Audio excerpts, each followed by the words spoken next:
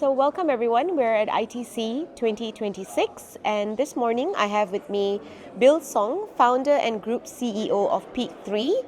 And Bill actually is an award winner for the Data AI at Scale Award. So good morning, Bill. Good morning. How does it feel? Yes, very good. Is this your first time? No, actually, my first meeting with ITC was in 2018 in Las Vegas. Okay. So long ago, yeah. Very I know nice, this very nice. organization, this event very well, yeah. So you've been to the Vegas one and then now Yeah, you're in for many Asia. years. Okay, great. So really quickly, I'm just going to go into the first question that we have here. Yeah. In your recent writings, you've shared several perspectives on AI's impact on insurance. Where do you see AI reshaping the insurance value chain first, distributing, underwriting, claims or product design, and what becomes a non-human first? Okay, good question. So I will start with a distinction that matters. So AI reshaping the value chain isn't the same as AI replacing people, right? So we believe an AI would start from underwriting, claims, and customer service. Because of those areas, you have a lot of volumes, right? And you need to really engage with your customers. And usually you can get the direct benefits from using AI, generate the ROIs, the very strong ROIs to insurance company. So also, if you look at the nature of those business, and there are a lot of documents, there are a lot of rules in these sections. So that's why this space, I would say AI can play a lot of value. So back to a question, what I think will not be replaced by AI directly will be those very complex cases. For example, in the complex underwriting cases, claims part, that still require the human expertise, right? So we learned this because of our backgrounds, right? And we are one of the largest SaaS provider, software provider in this world. So we accumulate a lot of documents, algorithm in the past. And we believe, right, we need to bring value, the tangible value to insurance company. That's why last year we started to set up a dedicated AI BU and try to handle those the value chains and reshaping through AI. So that's why we started from claims.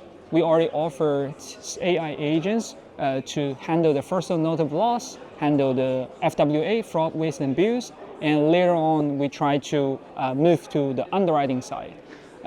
From the result perspective, we see very tangible savings or benefits. So for those parts, we believe AI really bring value because of its nature. I would assume it also quickens the process.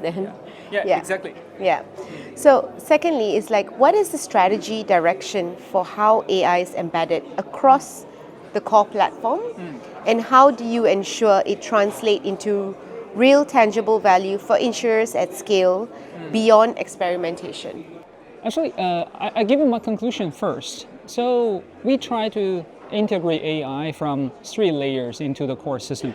At the data layer, architecture layer, and finally application or agent level. This 3 layers. But I definitely don't want to really make it too technical. So our answer will steal from the customer angle. Right, we learned that from our interview with different customers. What kind of value AI can bring? Finally, right, to us as a vendor, what a kind of application would be paid by your insurance friends? That's critical. So in the past 1 or 2 years, we found actually we need solve the pain points. So back to what I just mentioned, we started from underwriting, claims, and customer service. This is several sectors. We create our AI agents and plus AI orchestration layer.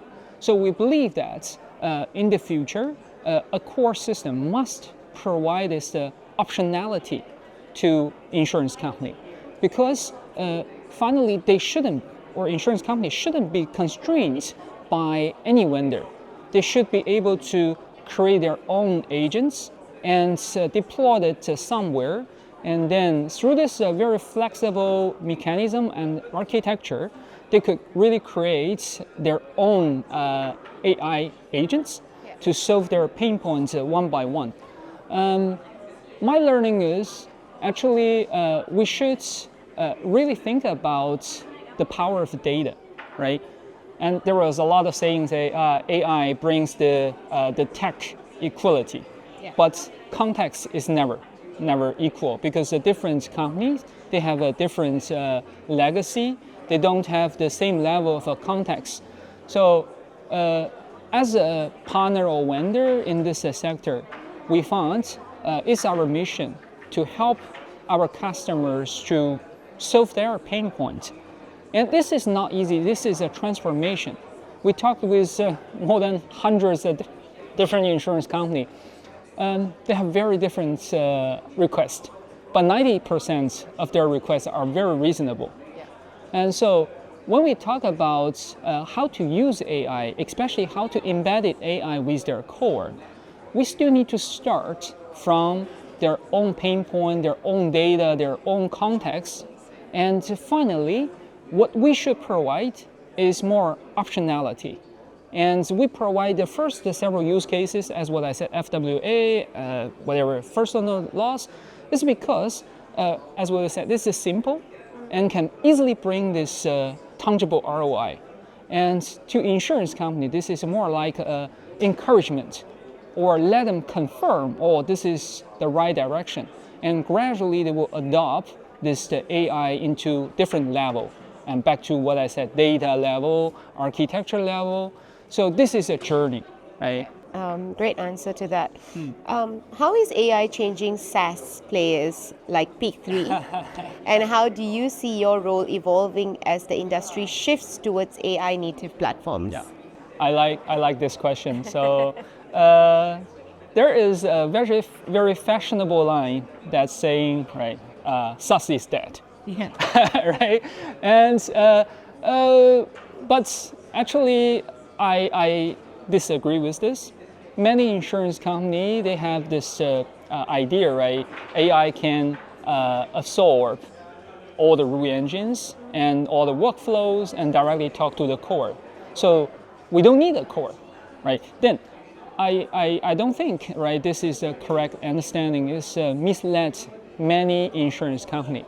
If you look at the nature of insurance company needs this deterministic result for many decades, especially for life insurance company. So how to handle this the data consistency, how to handle this traceability, there are not a scientific question. This is an engineering question. So as an insurance SaaS software provider, my feeling is actually AI gave us more power. AI gave us more opportunity, right? Because we are a SaaS or product company, we are not a project company. What we found, AI can significantly improve this development efficiency, right? We could expect 40-50% of the productivity gain very quickly. So that's very easy, right, for insurance company to cut their development cost. Yeah.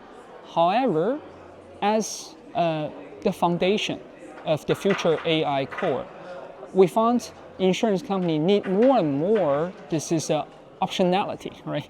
They need to choose which LLM they want to use, and they need to choose a flexible architecture.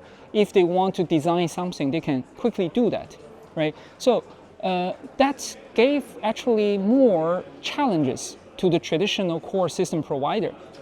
Yesterday, I attended several sessions. I learned some same comments from our peers, right? Finally, insurance company realized they need a more AI native core because now the legacy core is only readable. I would say you cannot write, you cannot change. And if they really want to do something to solve their pain point, they found actually the biggest constraint is their legacy core, right? How to use AI to change this legacy core? That is a challenge to all the vendors today, right? And how can we use the new SDLC AI new SDLC to provide a more modern AI native core and become a market, right, the industry infra. That's the direction for all of us today. So I would emphasize that, again, AI is not a hammer looking for its nail, right? And we need to work together with insurance company to find the pain point and find a place where we can bring a value, right? Let's go back to, right, what I just mentioned, our strategy, right? We create this AI BU. We start from the application level. It's a journey for us to learn or iterate together with the insurance company from application level to design and finally to the data and context level. It's a journey. It brings a higher request to us, Peak3, as a SaaS provider, as a product providers. I see more brilliant future because of AI. Right. Definitely, we hope we can contribute more to this industry. Yeah. All right, great. Well, thank you so much, Bill. That was definitely very insightful. Yeah. And yeah, I mean, hopefully you enjoy the next 2 days. Yeah. And we'll definitely see you around again. Thank you. Thank See you next year. Thank you so much.